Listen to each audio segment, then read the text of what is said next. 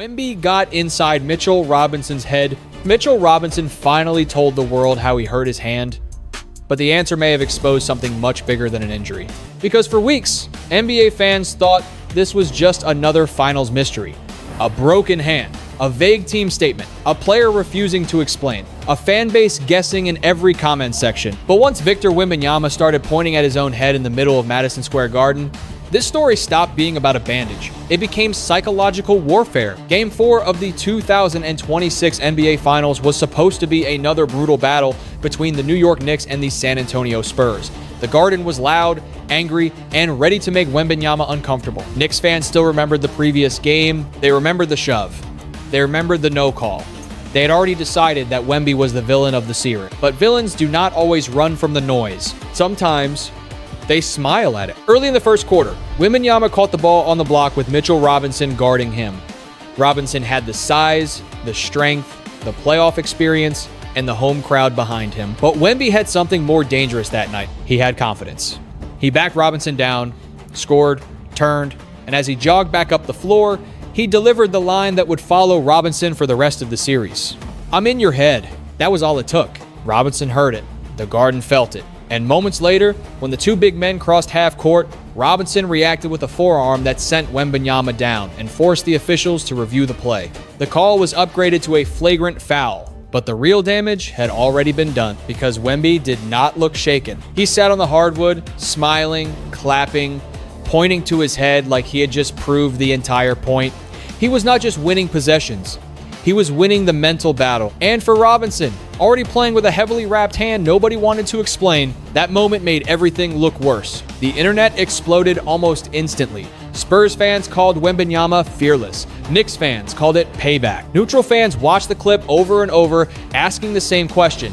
How did a two-year-old superstar manage to get so deep under the skin of a veteran center in the NBA Finals? But here's the part that makes this story different. Robinson was not just angry because of one taunt. He was carrying pressure nobody fully understood.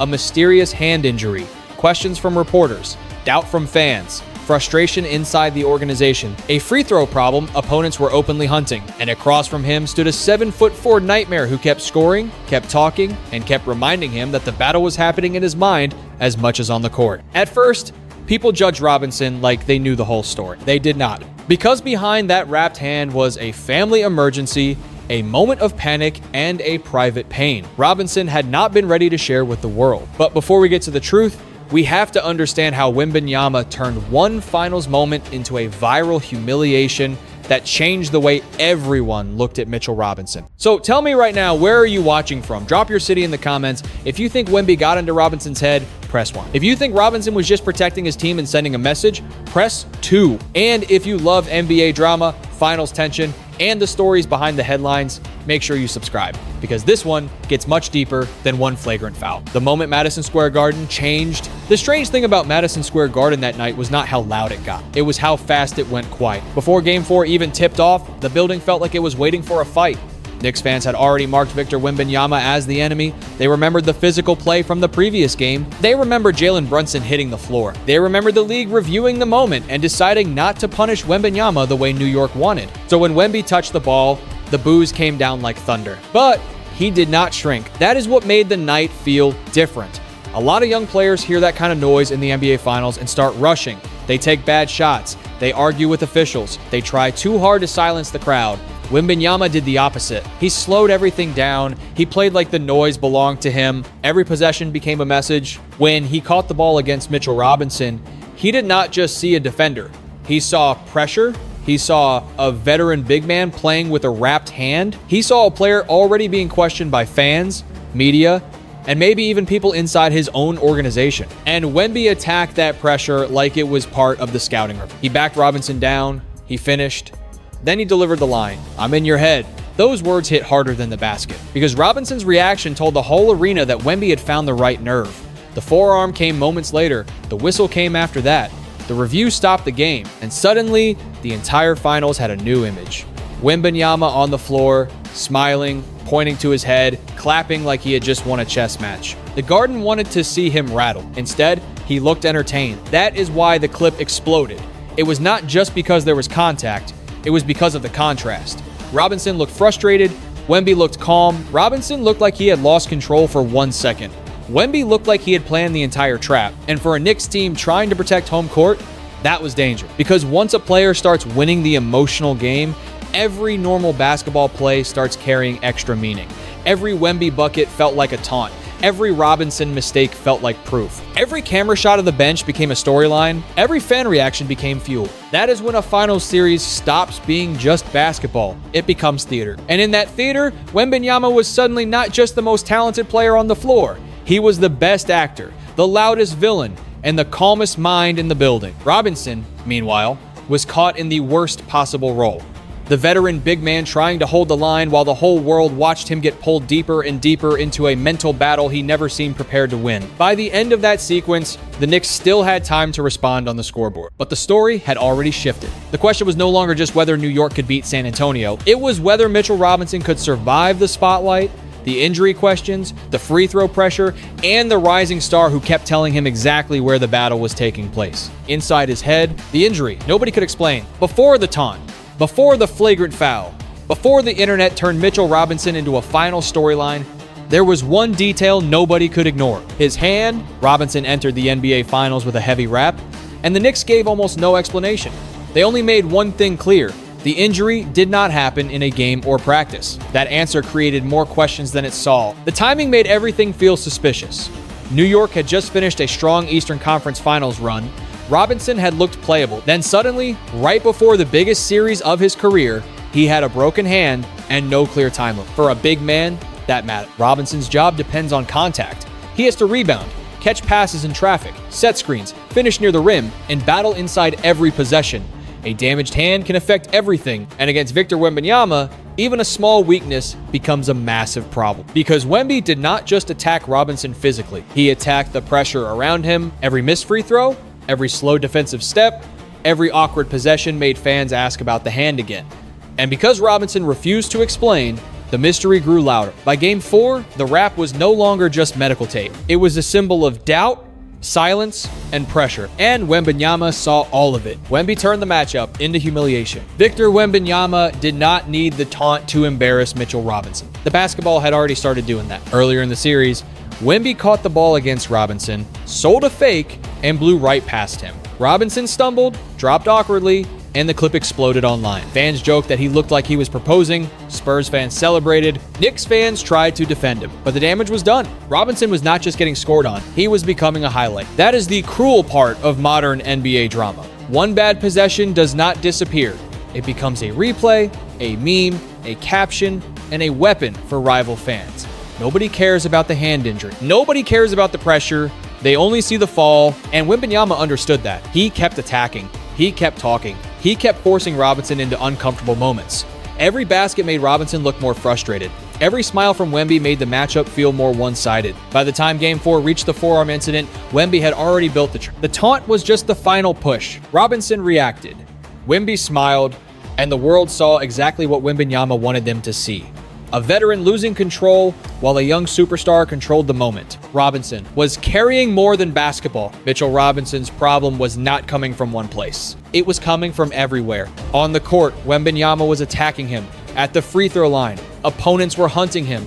Online, fans were laughing at him. In the media, reporters kept asking about his hand.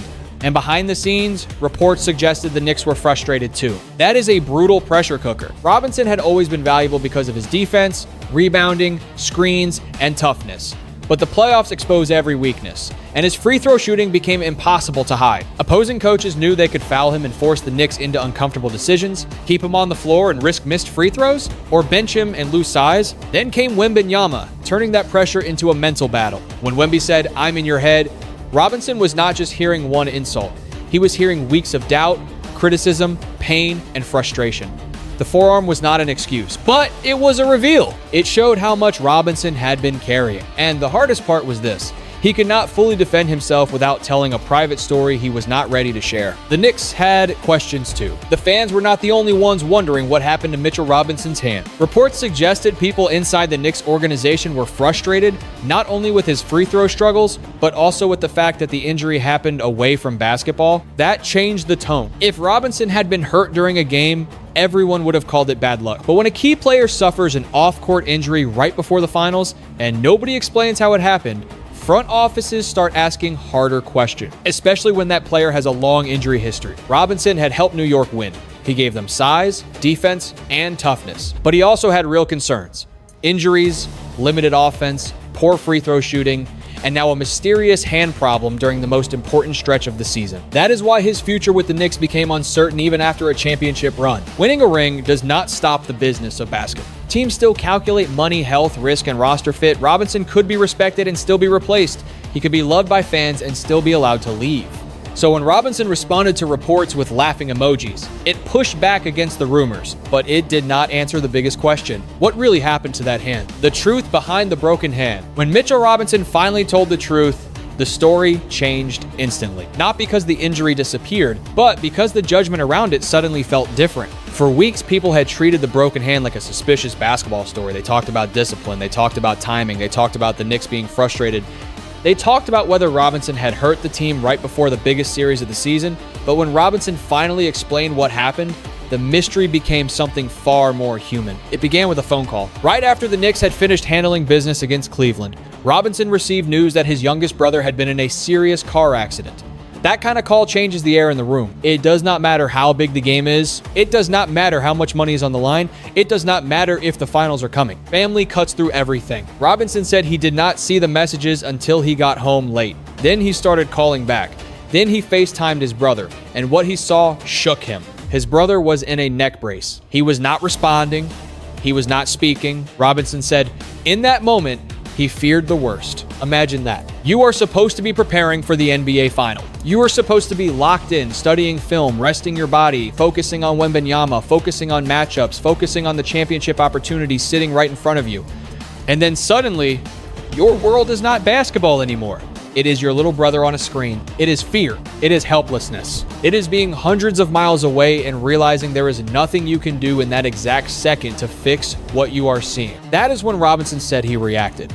In a moment of panic and frustration, he hit his hand against his truck. That was the injury. That was the explanation people had been demanding for weeks. Not a secret fight, not some reckless party story, not a careless basketball mistake. A family emergency. A terrifying FaceTime call. A private moment of fear that spilled into a physical reaction before he could stop himself. That does not make the injury convenient. It does not erase the problem it created for the Knicks. It does not change the fact that Robinson had to play through pain in the finals, but it does change how the story feels, because now the silence makes sense. Robinson was not just hiding a detail. He was protecting a painful part of his life. He was trying to compete for a championship while carrying fear for his brother, pressure from his team, criticism from fans, and humiliation from Wembanyama. The world saw the wrap on his hand. They did not see the panic behind it. That is the part fans often forget. Athletes are public people, but their pain is not always public property. A player can have a bad game and still be dealing with something deeper than anyone knows. A player can look angry, distracted, or emotional, and the world may only see weakness when the truth is actually grief, fear, exhaustion, or family stress. Robinson also clarified that the injury was not exactly what had been reported. He said it was his knuckle, not just his pinky. A small detail maybe, but after weeks of speculation, even that correction mattered. It was his way of taking control of the story at last. And suddenly, Wembanyama's taunt looked different too. Not because Wemby knew the full truth. Not because he was responsible for Robinson's private pain. But because the line, "I'm in your head," now carried a cruel irony. Robinson's head was already crowded. His mind was already heavy. Wemby may have won the mental battle on the court, but Robinson had been fighting a much bigger battle off it, and nobody watching the clip knew that yet. The man behind the viral clip. The internet loves a villain. It loves a clip that can be judged in 10 seconds.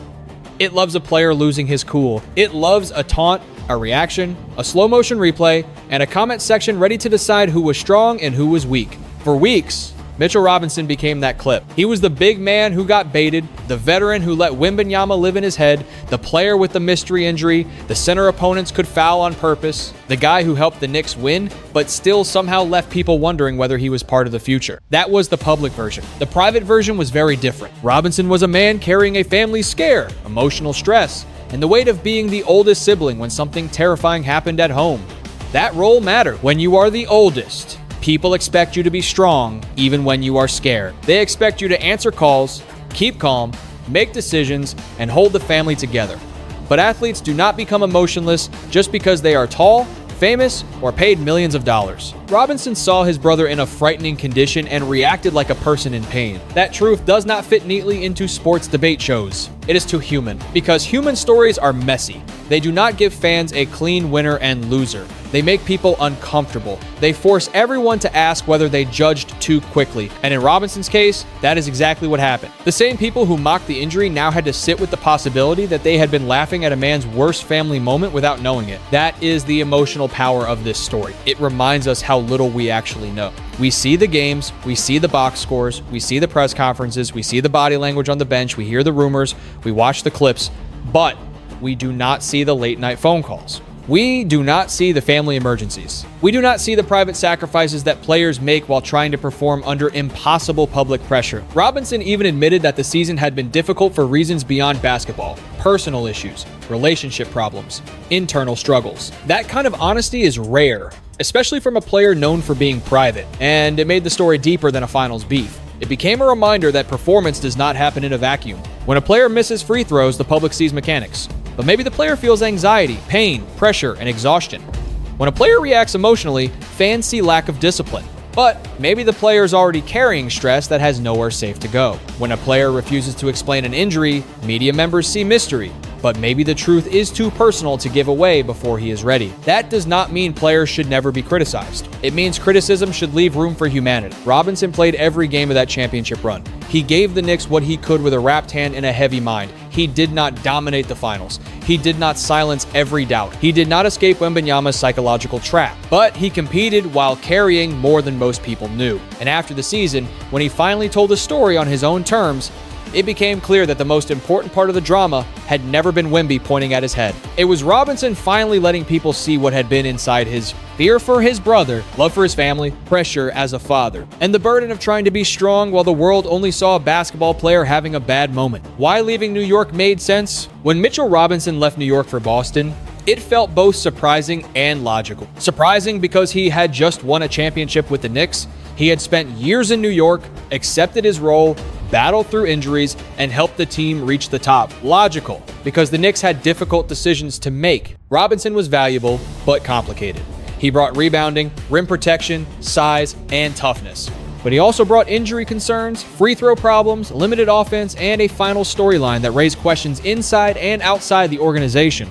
New York had money issues. Boston had opportunity. For the Celtics, Robinson did not need to be a star. He needed to defend, rebound, screen, and give them a physical presence inside. For Robinson, Boston offered more than a contract. It offered a reset, a new locker room, a new city, a chance to move beyond the noise of the final. New York will remember him in two ways. Some fans will remember the defense, the rebounds, and the championship. Others will remember the missed free throws, injuries, and Wembanyama pointing at his head. Both are part of the story. Robinson left with a ring. Wembanyama left with a reputation. And the Knicks learned that even after winning a title, the next decision can still be painful. The real lesson behind the drama. In the end, this story was never just about Mitchell Robinson's hand. It was about pressure. It was about how fast the NBA world judges a player from one clip, one foul, one injury report, or one bad moment. It was about how a private family crisis became public speculation because nobody knew the full truth. Victor Wembanyama proved something important. He is not just a generational talent. He understands the mental side of basketball. He knows how to use pressure. He knows how to stay calm in hostile arenas. He knows how to make opponents react first. That is dangerous, because if Wemby can combine elite skill with emotional control, he becomes more than a basketball problem. He becomes a psychological problem. But Mitchell Robinson's story matters just as much. He reminded everyone that athletes are not machines. They are brothers, fathers, sons, and human beings dealing with life behind the scenes. Fans saw the foul, they saw the rap. They saw the missed free throws, they saw Wemby smiling, but they did not see the fear Robinson felt when he thought something terrible had happened to his brother. That does not mean criticism disappears. It means judgment should come with perspective. The strategic lesson is clear. Communication matters. When teams stay silent, rumors grow. When players carry pain alone, pressure builds. and when opponents sense that pressure, they attack it. The human lesson is even clearer. Before judging someone, remember you may be seeing only the final 10 seconds of a much longer story. Robinson's finals moment should not only be remembered as the night Wemby got in his head, it should also be remembered as the moment fans learn that what is inside an athlete's head can be heavier than anything happening on the court. So, if this story changed how you view Mitchell Robinson, press 1-inch the comments. If you think Wembanyama proved he is already one of the most mentally dangerous players in the NBA, press 2. And if you believe fans should be more careful before judging athletes, press 3. Subscribe for more NBA stories, player drama, trade rumors, and hidden truths behind the biggest basketball moments. Like the video, share it with another NBA fan, and stay locked in, because the next NBA story may be even more personal.